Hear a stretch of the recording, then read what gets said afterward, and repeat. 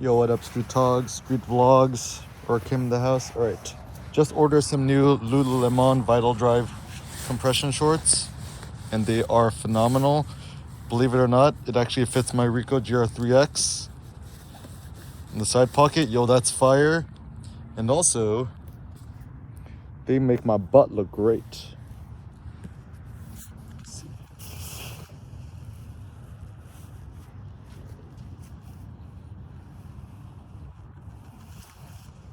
And then my mom was like, but yeah, what if they see your crotch? I'm like, people want to stare at my crotch. Oh, ex officio briefs. People want to stare at my crotch, so be it. All right, so why I think the future is fitness apparel. So I got some thoughts. I'm currently in the works working with my moms to create some sort of more like fitness apparel. So investing in this kind of material. I think so the reason why I think fitness apparel is the future. So several thoughts. Let us assume you're never gonna buy the Lambo, the Tesla Model Plaid, the 911 GT3 RS, etc. My pragmatic thought, right? People finna drop $250,000 on a car, $500,000 a car, million on a car, 1.2 million on a car, 2 million on a car, whatever, right? I'm like, why don't you just spend that money on clothes, like fitness clothes, and you become a billionaire in terms of your body, right? Become a billionaire body. Conspiracy theorists screaming Illuminati. You cannot imagine I got a billionaire body. $1 billion baby body, okay? So the reason I think it's such a powerful idea is ultimately at the end of the day, nobody cares that you drive a Lamborghini Urus, which is essentially an Audi Q8 with the body kit, Q7 with the body kit. Not sure which one, right? Nobody cares if you drive the Huracan, which is just essentially a Honda Civic. You don't even have the Lambo doors. Essentially, the Lamborghini Huracan is just a better designed Audi R8, I believe. And the Aventador, which is only real Lamborghini with the scissor doors. Ultimately, you have a piece of metal that goes vertically, like, you know, your wee could do that. unless you take tests and steroids and you can't even get it up. So ultimately, at the end of the day, what's most important is how you look naked before you're about to take a shower. And it's so funny because most people, they have like a quadrillion mirrors in the house, right? You look at yourself, what, like 800 times a day, 1,000 times a day, maybe. And also part of it is just the sensation is like nobody likes, everyone's, you have extra fat adipose tissue on your body. No, it doesn't feel good. Like even for me, before I started intermittent fasting, 100% carnivore diet, etc., it was actually very difficult for me to lose body fat. And the people say, yeah, but Asian people naturally skinny. I'm like, nah, dude, just look at these like super fat, rich mainland Chinese people. South Korean people are getting super duper fat now. Look at a lot of affluent Filipino people, etc. That's actually not true. I think the reason why traditionally Asian people haven't been as fat as, let's say, Caucasian people or other people in the States is because, like,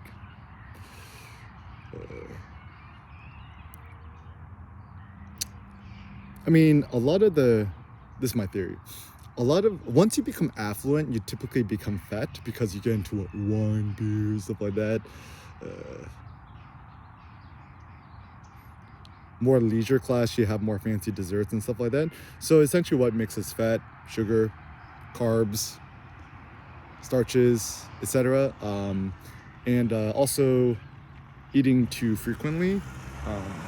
Intermittent fast, like, it's so funny because I discovered the secret to lose fat and have a low body fat percentage. It's very it's funny, it's simple to implement it. It's up to you, but very simple. Don't eat breakfast, no lunch, just one massive dinner a day, okay? Don't eat fruit, don't eat vegetables, don't eat nuts, don't eat starches, etc. Do 100% carnivore diet. Beef liver, EK is the new beef liver king. Google, YouTube, Eric Kim, beef liver king. You're finna see some stuff on that. And yeah, just the only not meat item to eat is kimchi, 100% made by your moms. and or just go to the Costco Business Center, get the Jonga brand that has no sugar added. Always read the ingredient list, make sure there's no corn syrup or there's no sugar added, and just like some sort of spicy horseradish mustard. Look at the ingredient list, make sure there's also no sugar added. Even if you go to, surprisingly, there's this one mustard that's actually really good. If you go to Aldi's, there's like this horseradish mustard my mom got. It's pretty good. Or just some Tabasco. Tabasco is good because it's no sugar added. A lot of these other sauces, stuff like that, is sugar added. And I think the big secret is, okay, so the typical advice from like Michael Pollan and Greg Glassman, the founder of CrossFit, is like, yeah, eat mostly plants, eat meat once in a while, you know, eat mostly fruits and vegetables, eat some nuts, work out. I'm like, bro, that's if you want to just kind of be like, there's this one clothing brand, it's kind of funny, it's kind of fit, kind of fat, kind of fit, kind of fat. If you want to be kind of fit, kind of fat, that's cool. But if you want to become demigod, you want to go demigod body. 100% carnivore. Like, think about it this way. If you were Zeus on Mount Olympus, would you care about animal welfare or, you know, stuff like that? The planet? Just you can eat all the oxen you can, right? And so even if you go to the local halal market, just get some beef liver. Tell them that EK sent you. I got some beef liver the other day at the local halal market. It's only like $2.50, $2.95 a pound, and it's actually really good. Like, I think people just kind of weirded out. Just buy it. It looks weird, right? It's cool. It looks weird. It's all right. A lot of things look weird, right? You get it. Just pan fry it. Slice it up, pan fry it some more, add some cumin, some black peppers, garlic powders, etc. And then afterwards, just slice it up. It's actually insanely soft, like softer than filet mignon. And then toss on some Tabasco, you know, mustard, and just go ham on it. So the reason why fitness apparel is going to become the future is because it's so aspirational. Everyone wants a beautiful body. Like, do you want to pull up to, you know, the spot in your new Lamborghini whatever's, but then, you know, have a super big gut and you don't even have the muscles? And this is actually the funny thing I discovered too. Even while in Phnom Penh, Cambodia, I'd go to Monkey Fit gym, the local gym there. And, you know, dudes pulling up in Rollses and Bentleys and stuff like that. But then, you know, in the gym, it's the most democratic. Good morning. It's the most democratic place where everyone's bodies are democratic. It's equal. And becoming richer don't necessarily improve your body. I mean, I guess you're using the money on steroids or testosterone, whatever. But then, even to my understanding, working class people could afford that stuff. So essentially in the gym, everyone's democratic. Nobody knows what you drive. Nobody cares. Nobody cares how rich you are. What matters is how strong you are, how much you could lift, and the amount of courage. Like, even I'm starting to think too, even at the gym for me, like, nobody, like, it doesn't actually even matter how muscular you are. Like, even at the gym, right? All the dudes I see who are kind of more bodybuilders, I suppose, they got insanely developed upper bodies, but their legs look like twigs. Like, my thighs are like a quadrillion times stronger than theirs. So I have, and then actually, proportionally speaking, it actually makes it look kind of silly. It's like your upper body is so developed, but your legs are twigs. It just doesn't look impressive, just my opinion. And then even a lot of the powerlifters, guys who get into powerlifting and stuff like that, either they're too fat, like they need to stop eating starches and carbs and desserts, whatever, and or they're like super duper skinny, like they don't have enough muscle mass. And I think the reason why a lot of powerlifters, like especially skinny dudes, who are like super strong, they could deadlift over 6 plates, but then they can't put any muscle mass. I don't think they're just eating enough beef. And to me, currently speaking, the only type of meat I consider worthy is probably beef, like cow meat or oxen meat, or I like lamb. Lamb is super good too. And ideally, the hierarchy of things is liver.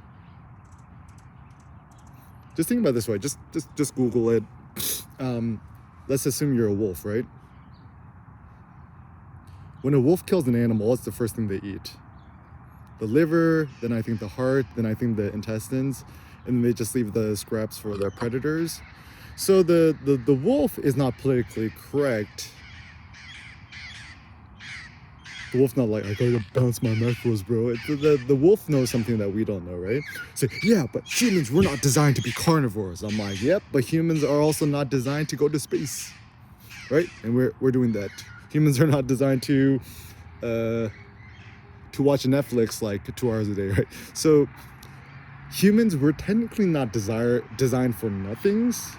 But what I like is we can essentially shift our mode of living and activities and things towards whatever direction we want. So for example, as a human being, you could be vegetarian, you could be 100% vegetarian, 100% vegan, 100% carnivore. I mean, I think in theory you could probably subsist just on Twinkies, maybe. Probably won't die. Would you die? I don't know. Just eat Twinkies and drink water. It's like, would you die? And so essentially you could become and do anything you want to be. But it's like, yeah, but Eric, you're 100% carnivore, you're gonna die of a heart attack. I'm like, no, I'm not. He's like, yeah, but don't you know that eating red meat causes heart disease and stuff like that? I'm like, once again, mostly observational studies, not experiments. Like, okay, think about it this way. This would not be ethical, nor is this allowed. You cannot put, let's say you have birth, you have twins, right? 2 boys. You cannot put them in some sort of glass cube container from age 0 to age 100 and only purely feed one dude 100% vegan diet and the other guy 100% carnivore diet and just see who dies quicker. And even that wouldn't be accurate. So the best way to think scientifically about any health sort of whatever is skepticism for everything, even skepticism itself. Like, for me, like, if I experiment with something and I find that something's a little bit off or wrong, I'm like, I'm willing to change my mind. People's like, yeah, you're so hard-minded. I'm like, no, I'm not. You're the one who's hard-minded. When people say that you're very stubborn, they are the ones who are stubborn. When people say, you're not listening to me, what they're trying to say is, how dare you not obey me? And ultimately, the nice thing is, in today's world, your body belongs to you, so you could do whatever you want to your body. And once again, the better thought is, what are your personal life goals in terms of your body? What do you want to achieve? To me, I want to become as demigod body as possible, as billionaire baby body as possible.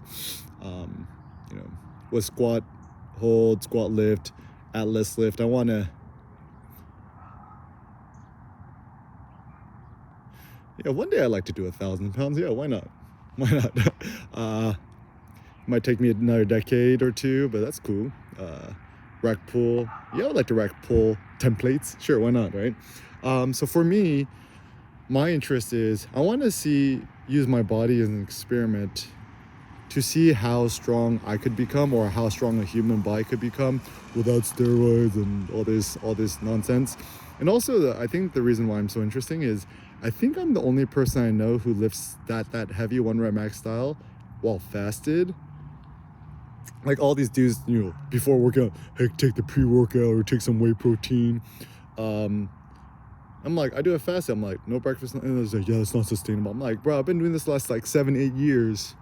Yeah, but you're different. Not everyone could do that. I'm like, I didn't say that you should do it or other people should do it. I said I've done it, and I've proved that all you need is an N of 1, a sample size of 1, aka yourself, to experiment and find out whether something's true or not. And also superficially, and people say, yeah, but you need fiber for your digestion. I'm like, dude, I poop at least once a day. I'm like, I'm fine.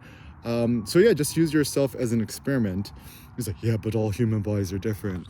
But all human bodies are different, but it's not that different. I think we're actually far more similar than dissimilar. More Jim. Happy New Year. You liking the sun?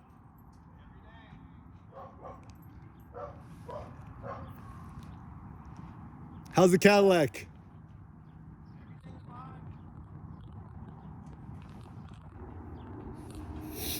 Um,